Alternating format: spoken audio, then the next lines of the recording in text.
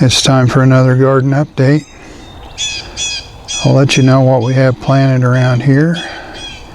And we're still planting. There are a few things we still have yet to plant. But down on this end we have a little bit of garlic. I planted that very late, so it didn't do as well as we usually do. Then we have a row of zinnias, or a half a row of zinnias, and then down on that far end are some little corn coming up. That's Japonica corn. It's kind of an ornamental corn. And then this next row, down on the far end, we have some of my hybrid ornamental popcorn I've been working on for a few years. And then down here we have a half a row of Bailey peanuts. I'm looking forward to seeing how those do. And then we have some Tennessee red peanuts. And then in this straw bale here I planted some sweet potatoes. I've never done that before, so we'll see how that goes. But we have 4 different purple types of sweet potatoes. The one on the far left is purple Molokai. It's purple on the inside and outside. And then on the far end we have another purple one that's purple on the inside and outside. And that's unnamed because I got that at Trader Joe's, just a little sweet potato, and I started some slips from it. Then we have Myanmar. It's purple on the outside and kind of white on the inside. And then we have Okinawan purple, which is white on the outside and purple on the inside. Then we have 4 different carrots here. It's a double row, and each row is split in half, so there's 4 different types. We have purple dragon, cosmic purple, purple haze, and black nebula. It's hard to remember everything sometimes. Then in this bale we've got some micro tomatoes. We have orange hat and micro tom. And then I even stuck some down on the side of the bale. We'll see how those do as the season goes. Now let's go down on the far end and take a closer look at some of these cages here. I'll show you what I have planted. That one we don't have anything coming up in yet, but the one next to it we have purple potted long bean.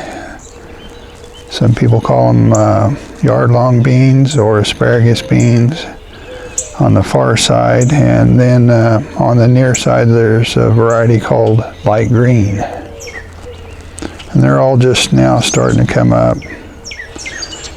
Then on this cage we have some red noodle beans on the far side, and on the near side we have my favorite pole bean. That's Kentucky Blue. I really like those.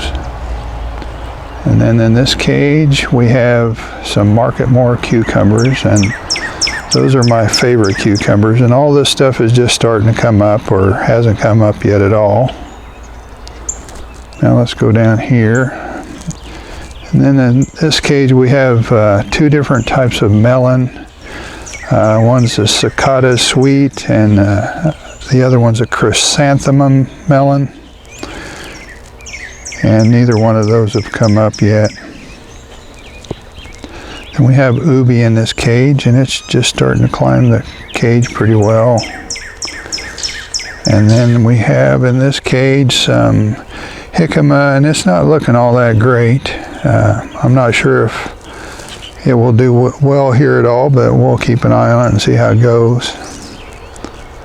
And then we have in this cage we have Armenian cucumber, and it hasn't come up yet either.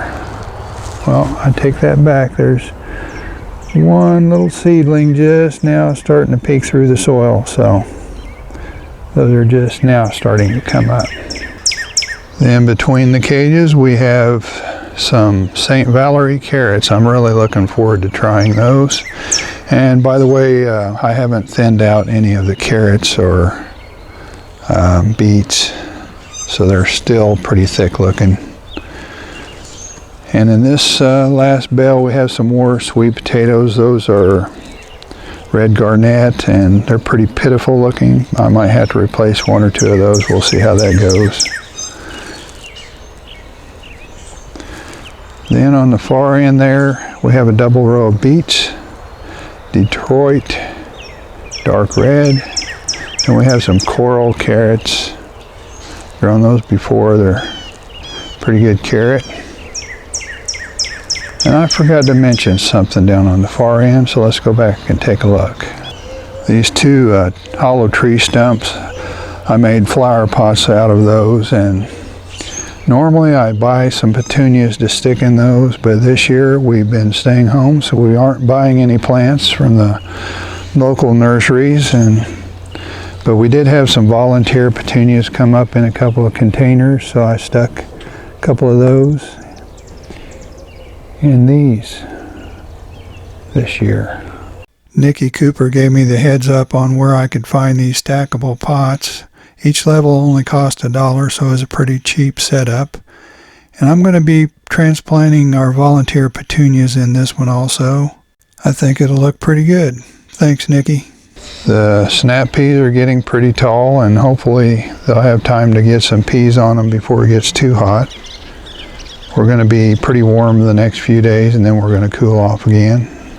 I'll give you the rundown of this row of peppers. Down on the far end we have Double Delight, Mega Gold, Lipstick, Big Jim, Jimmy Nardello, Lesia, and Albino Bullnose. There are a couple of those that aren't looking so hot, but I have some backups. I might replace a couple of them. Then we have a row of lettuce between the peppers and the tomatoes. And that's a variety called Rouge de Hiver, I believe. Trying to keep all these names in my head isn't easy sometimes. Then we have a row of tomatoes. These are all dwarf types. I'm really interested in those this year. The first one is Baronia. The second one is Dwarf Purple Heart. The third one is Tasmanian Chocolate. I grew those last year. I'll include a link down in the description of a video I did on those if you want to check those out. And then we have Dwarf Firebird Sweet, which is one that you guys picked for me, and Dwarf Mr. Snow, which is another one you guys picked for me. Then we have another row of lettuce that we're kind of intercropping, just early spring crop between our summer crops, and that's a variety called Cool Mint. Never tried that before. Now let's go with this next row of peppers. We have on the far end is Brazilian Starfish, and those needed a lot of support. The one I grew last year got to about 5 feet tall almost. Then we have Sugar Rush Peach and Jigsaw. That's an interesting pepper. Another Double Delight. Another Mega Gold. Shishito. And Lesia on the end. Then we have some more tiny petunias that we transplanted over into this hollow stump. Our grow bags, we have some spinach, and those forks are just to keep the cats out. They have a tendency to want to climb up on anything elevated and take a look around, and any time you have some soft, loose dirt, you might as well put a sign saying poop here, because they will. And then we have lettuce, that's Little Jim, spelled G-E-M. Then another grow bag with radishes. Then we have some containers.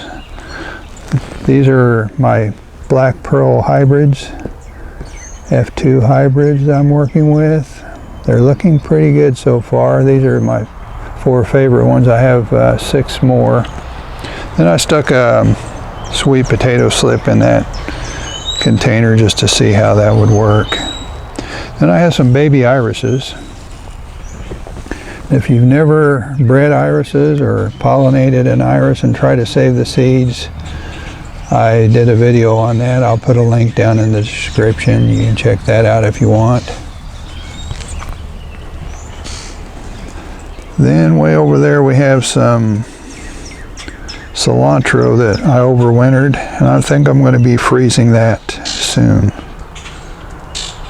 Then on this row here, on the far end, looks like I got a little plastic container I need to get rid of.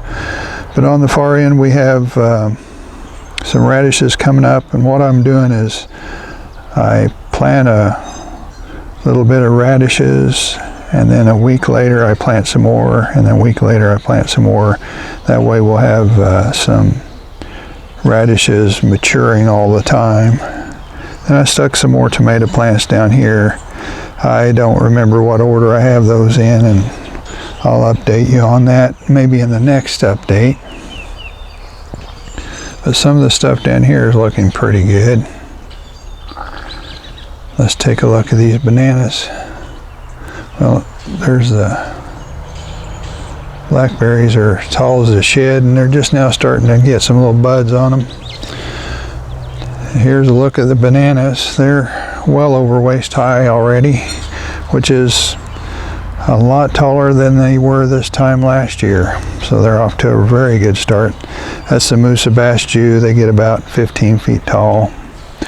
Then I got the Musa Velutina to survive the winter, and those get about 6 feet tall, and they have pink bananas on them. And we had bananas on last year, but they didn't have time to ripen. And then we've got dwarf Orinoco, and I'm looking forward to seeing how they do, because they have some edible bananas on those, and that would be cool if we could get some. Then I have that pitiful looking Musa Velutina that I overwintered indoors. That'll look a lot better in a couple of weeks after I trim some of those old leaves off and then get some new ones. And then there's that canna plant that I started from seed last year and overwintered indoors. The fennel's really perking up. It got about 6 feet tall last year. Rhubarb's looking good back there. Sage is coming to life. Oregano's coming to life. And the horseradish is starting to get flowers on it. And by the way, I forgot to mention these little plastic cups that I have around the plants. Those are mainly to keep the cutworms from cutting my plants down. I lost a few plants last year, and this year I thought I'd be proactive instead of reactive. And then to provide a little bit of insurance on top of the cups, I put a little diatomaceous earth inside those collars. That's not everything, but that's a look at some of the stuff we have growing so far, and we still have a few things to plant. And I'll give you an update on those as soon as we get them growing. If you're just now finding this channel and you haven't subscribed yet, please subscribe. We'll see you next time.